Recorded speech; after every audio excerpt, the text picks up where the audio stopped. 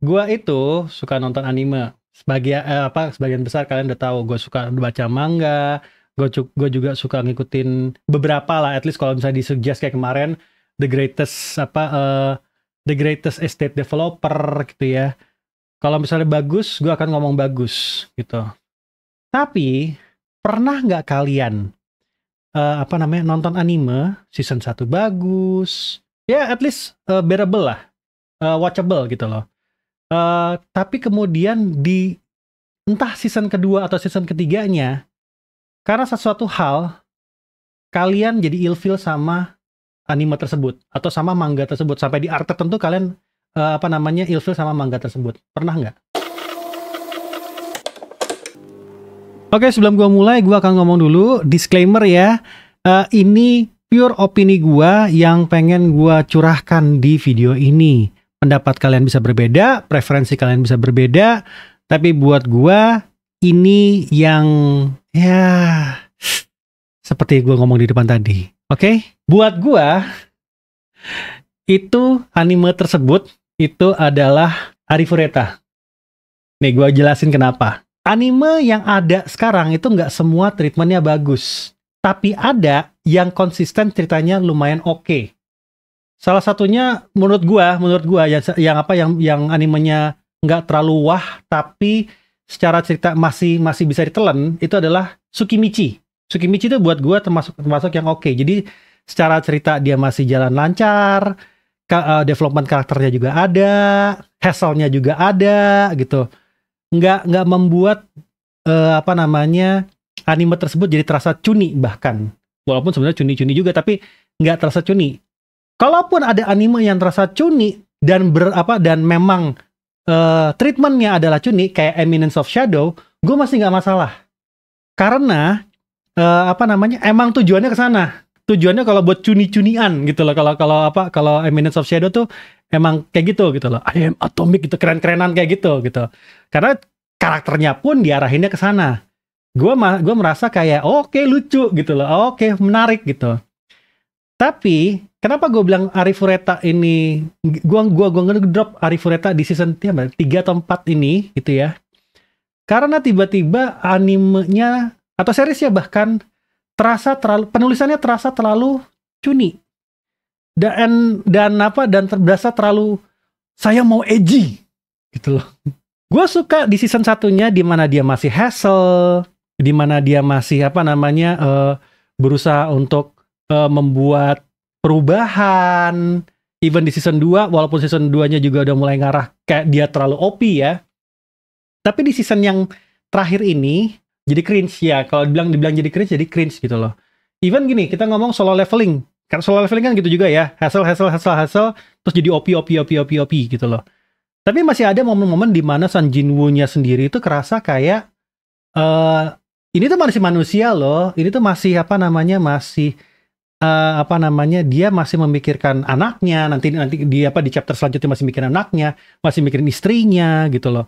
Masih mikirin ibunya, masih mikirin orang lain gitu loh. Nagumo on the other hand kayak gini. Nagumo tuh kayak ngapain sih? Yaudah kalau mau ikut aja. Kayak gitu loh. Iya kan? Gue sering lihatnya seperti itu gitu loh. Dan gini, kalau kita mau tarik ke belakang lagi gitu, Nagumo ini sebenarnya karakter yang tidak biasalah from zero to hero gitu. Cerita Arifureta ini from zero to hero. Karakter yang awalnya lemah, kemudian dia dijebak sama temannya sendiri, tapi surprisingly ketika dia dijebak, dia justru menemukan cara di tempat jebakan tersebut untuk menjadi jauh-jauh lebih kuat. Terus ditambah lagi dia menemukan seorang vampir yang akhirnya dia tolong juga. Kemudian dia menemukan relik dari dungeon tersebut, dari dungeon di mana dia tempat terjebak tersebut, yang membuat dia dapat teknologi yang di luar batas dunia isekai tersebut gitu. Buat gue oke, sampai di sini masih oke. Standar cerita isekai dengan MC Zero to Hero OP. Yang gue nggak bisa terima adalah di season ini, gue lupa episode berapa, di mana dia masuk ke salah satu dungeon yang ancient juga. kemudian dia harus melawan dirinya sendiri. Biasanya ketika melawan klon dari seorang karakter, itu jadi menarik karena yang dilihat adalah seberapa pinter karakter aslinya untuk menghadapi klonnya sendiri. Contoh, Frieren. Frieren ketika tes penyihir yang dungeon raid, itu harus ngadepin dirinya sendiri, klon dari dia sendiri. Di situ jadi pertarungan yang menarik. Nagumo di Arifureta ketika menghadapi dirinya sendiri, apa yang dilakukan? Brute force, literally brute force. Dan gue inget banget yang dia omongin adalah kalau kamu meniru diriku ketika masuk ke dalam dungeon ini, aku yang masuk dalam dungeon ini tidak sama dengan aku yang sekarang. Aku yang sekarang jauh lebih kuat. Terus di brute force gitu loh. Gue jadi kayak, hah? Gue ngerasa ini ngilangin esensi dari perang melawan klon. Segitu kuatnya Nagumo sampai klonnya sendiri tidak bisa menghandle dia. Gini, kalau kita mau ngomong karakter yang kuat ya kayak Anos Voldigold dari Demon King Academy ya, itu aja melawan musuh yang kuat aja masih kayak ada detektifannya. Maksud gue ada kayak fase detektifnya gitu loh. Jadi kayak harus begini, gini. Jadi episode yang ditonton tuh jadi menarik. Ini membuat jadi adegannya tidak menarik dan jadi kayak dilepeh gitu doang tarungan melawan klon ini. Red flag ini sebenarnya sudah ada di episode sebelumnya di mana kena ilusi. Sebenarnya ya, harusnya tuh ada red flag tuh buat gua tuh. Kan dia kan vampir yang diselamatin sama dia kan namanya Yue kan ya. Cewek gitu ya, dan dia jatuh cinta sama dia gitu. Jadi dibuat ilusi kalau Yue-nya itu bentuknya adalah goblin. Pas ngelihat goblinnya, oh, kamu Yue ya? Bagaimana kamu bisa tahu? Itu kamu gak bisa lihat matanya begitu indah. Oh shit! Setelah gue pikir-pikir lagi, ini kan cringe banget anjing.